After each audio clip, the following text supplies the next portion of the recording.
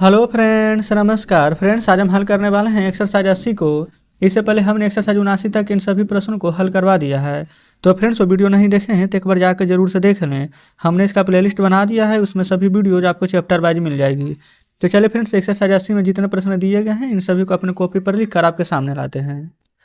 तो फ्रेंड्स, जैसे कि आप देख सकते हैं, हमने यहाँ पर एक्सरसाइज 80 में जितने प्रश्न दिए गए थे इन सभी को लिख लिया है। तो चलिए फ्रेंड्स, एक एक करके इन सभी को हल करेंगे।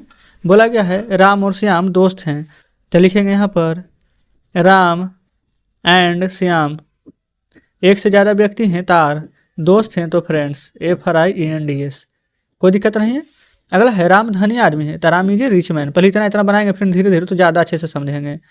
राम एक धनी आदमी है, तो Ram is a rich man.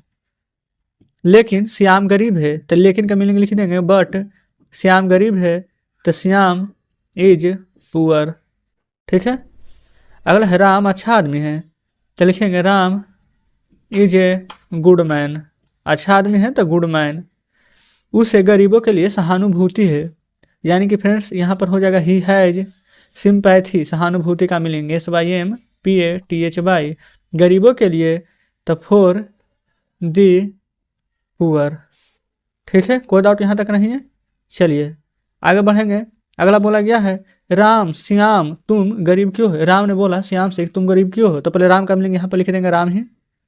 Shyam तुम गरीब क्यों हो, तो पहले यहाँ पर लिखेंगे श्याम। कोमा है, कोमा दे देंगे। तुम गरीब क्यों हो, तो इतना का बना लेंगे भाई are you poor, question mark दे दीजिएगा। ठीक है। फिर श्याम ने बोला, तो लिखेंगे श्याम मेरे पास पैसे नहीं है, तो आई हैव नो मनी, तो यहाँ पर लिख देंगे आई हैव नो मनी। ठीक इसी प्रकार से फ्रेंड्स आगे बढ़िएगा। बोला गया है राम, तो पहले यहाँ पर लिख देंगे राम तुम्हारे पास पैसे क्यों नहीं है, तो लिखिएगा यहाँ पर भाई have you no money, question mark दे देंगे। ठीक है। अब चलते हैं फ्रेंड्स नेक्स्ट पेज पर। तो फ्रेंड्स आ चुके हैं हम अगले पेज पर। देखिएगा यहाँ पर कितना बड़ा बड़ा सेंटेंस दिया गया, लेकिन घबराने की आवश्यकता नहीं है, एक एक करके हल कीजिएगा। ठीक है। बोला गया है श्याम, तो पहले यहाँ पर फ्रेंड्स लिख लेते हैं श्याम। चलिए यहाँ से भी हल करेंगे तो हट जाएगा। मेरे पिता एक गरीब किसान थे, यानी my father was a poor farmer. बनाइए इतना my father was a poor farmer. ठीक। फिर उनके पास धन नहीं था, बस फ्रेंड्स ऐसे ही तोड़ तोड़ के बनाइएगा। उनके पास धन नहीं था, तो ही हैड नो वेल्थ। ठीक है। वे गरीब थे, यानी कि फ्रेंड्स ही वाज पुअर, वे गरीब थे। मैं गरीब हूँ, पहले इतना बना लीजिए मैं गरीब हूँ, यानी आई एम पुअर और मेरे बच्चे गरीब रहेंगे। तो यहाँ पर हो चुका है आई एम पुअर और मेरे बच्चे and my children CHILDREN, my children गरीब रहेंगे, तो विल बी पुअर। ये फिर से देखेंगे कितना बड़ा सेंटेंस था, इसको कैसे करके बनाए, बस इतना। फिर थोड़ा सा एक पैराग्राफ, फिर एक पैराग्राफ। कहने का मतलब है ना कि 3-4 ट्रांसलेशन को यहाँ पर एक में मिला करके दे दिया गया है। तो फ्रेंड्स अगर आप इससे घबरा जाइएगा तो कोई भी ट्रांसलेशन आपसे नहीं बनेगा, इसलिए घबराना नहीं है। जैसे जैसे बोला गया है वैसे ही बनाते चलना है। चलिए अगला देखिए। इसमें फ्रेंड्स क्या बोला गया है, राम ने बोला है, तो पहले लिखेंगे राम तुम्हारा विचार बिल्कुल यहाँ पर गलत है। तुम्हारा विचार यानी योर आइडिया बिल्कुल गलत है, तो इज एब्सोल्युटली रॉन्ग। तो यहाँ पर लिखेंगे your idea is absolutely wrong, ABSOLUTELY, wrong गलत है तो रॉन्ग। खत्म यहाँ तक। फिर तुम्हारे पास हिम्मत नहीं है, तो यू हैव नो करेज। यहाँ पर लिखिए you have no courage, COURAGE। ठीक है। मेरे पिता गरीब थे, यानी my father was poor,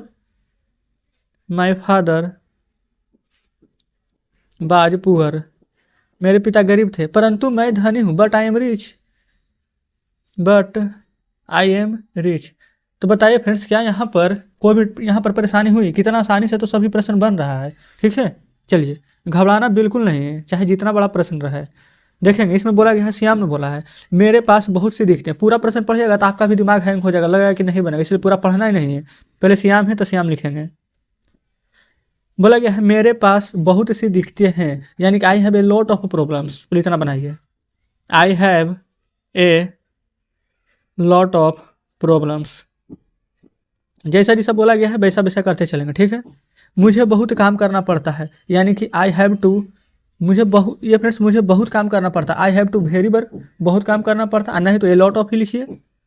I have to do a lot of work, मुझे बहुत काम करना पड़ता है। ठीक है, मुझे एक बड़े परिवार का बोझ सहन करना पड़ता है, मुझे एक बड़े परिवार का बोझ सहन करना पड़ता है। तो लिखेंगे आई हैव टू, सहन करना पड़ता है एक बड़े परिवार का बोझ, तो बोझ सहन करने का मीनिंग होता है to bear the burden of a big family, बड़े परिवार का बोझ सहन करना। तो I have to bear the burden यानी बोझ, BURDEN burden of a big family, ठीक है। फिर मेरे पास पूंजी नहीं है, तो I have no capital, I have no capital, मेरे पास पूंजी नहीं है। मैं कैसे धनी बनूंगा, तो how shell I be rich, how shell I be rich. Clear friends, यहाँ तक कोई भी दिक्कत नहीं है। चलिए आगे देखेंगे। आगे फ्रेंड्स यहाँ पर बोला गया है राम ने बोला कि हिम्मत सबसे बड़ी पूंजी है। तो पहले यहाँ पर राम है, तो पहले लिखिएगा राम। हिम्मत सबसे बड़ी पूंजी है, यानी कि courage is the biggest capital, courage is the biggest capital, BIGGEST, biggest capital.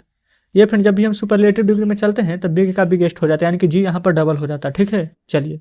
फिर दुनिया में कोई गरीब नहीं है, यानी कि नो वन या फिर any one is poor in the world, यानी कि नो ही वन रहने दीजिए, ज़्यादा अच्छा लगता है कि दुनिया में कोई गरीब नहीं है, कोई नहीं। ठीक है, तो लिखेंगे no one is poor in the world. फिर अगर तुम्हारे पास साहस और ईमानदारी है, अगर तुम्हारे पास, यानी कि इफ यू हैव साहस और ईमानदारी, द करेज एंड ऑनेस्टी, तो तुम अवश्य धनी बनोगे। तो ये फ्रेंड्स तुम अवश्य धनी बनोगे, तो जब अवश्य लग जाता है तो यू के साथ बिल लगता है तो उल्टा शैल लिखते हैं, ध्यान है। तो लिखेंगे you shall be rich. Clear है। अब चलते हैं फ्रेंड्स अगले पेज पर। तो फ्रेंड्स आ चुके हैं हम नेक्स्ट पेज पर। देखिए बोला गया है श्याम मैं अवश्य धनी बनूंगा, तो पहले श्याम ने बोला है, तो पहले यहाँ पर हम शुरू कर देते हैं यहाँ से। श्याम मैं अवश्य धनी बनूंगा, तो आई के साथ शैल लगता है, लेकिन यहाँ पर फ्रेंड्स अवश्य है तो उल्टा हो जाएगा। तो यहाँ पर लिखिएगा आई विल बी रिच, मैं अवश्य धनी बनूंगा। क्लियर है। मेरे पास पैसे होंगे, आई शैल हैव मनी, मेरे पास पैसे होंगे, लिखिएगा आई शैल हैव मनी, यानी मेरे पास पैसे होंगे। ठीक है। मेरे बच्चे गरीब नहीं रहेंगे, यानी my children will not be poor, my children will not be poor, यानी कि मेरे बच्चे गरीब नहीं रहेंगे। उसके पास एक सुंदर घर होगा, उसके पास एक सुंदर घर होगा, उसके पास किसके फ्रेंड्स, यानी कि अपने बच्चे के बारे में बात कर रहे हैं, तो एक से ज़्यादा भी हो सकते हैं, क्योंकि यहाँ पर बच्चे हैं तो हम दे का प्रयोग करेंगे, ना ही का ना आई का। क्लियर है। तो लिखेंगे they will have a beautiful house, उसके पास एक सुंदर घर होगा। They will have a beautiful house, they will have a beautiful house, यानी उसके पास एक सुंदर घर होगा, कोई दिक्कत नहीं है। फिर परंतु मुझे कड़ी मेहनत करनी होगी, परंतु यानी कि बट, तो यहाँ पर लिखिएगा बट मुझे बहुत कड़ी मेहनत करनी पड़ेगी। तो I shall have to, I shall have to, ये फ्रेंड्स एक तो मीनिंग होता है वर्क हार्ड, एक हमने आपको बताया था कि यहाँ पर अगर हैव टू यहाँ पर लगाएंगे डू, एक हार्ड लेबर होता है, HARD लेबर, LABOUR, तो आप दोनों में से जो चाहे जो लिख सकते हैं। तो हमने यहाँ पर लिखा है I shall have to do hard labour, कोई दिक्कत नहीं है। चलिए उसके बाद है मुझे अब कोई समस्या नहीं है, यानी कि I have no problem, I have no problem, no problem, यानी कि मुझे कोई समस्या नहीं है। कब फ्रेंड्स, अब तो नाउ कर देंगे, I have no problem now. Clear है। क्योंकि मेरे पास अब हिम्मत है, क्योंकि मेरे पास अब हिम्मत है, बिकाउज मेरे पास अब हिम्मत है। आई हैव करेज, अब हिम्मत है तो नाउ, NOW। क्लियर है। तो इस प्रकार से फ्रेंड्स हमने आज एक्सरसाइज 80 का सभी प्रश्न हल कर लिया है। इसमें देखेंगे कि कितना बड़ा बड़ा प्रश्न दिया गया था, लेकिन फ्रेंड्स हमने यहाँ पर हल किया है। तो चलिए अब आपके सामने बुक लाते हैं। देखिएगा फ्रेंड्स, बुक आपके सामने है। ये रहा एक्सरसाइज 80। इसमें फ्रेंड्स यहाँ से लेकर के नीचे यहाँ तक के सभी प्रश्न दिए गए थे।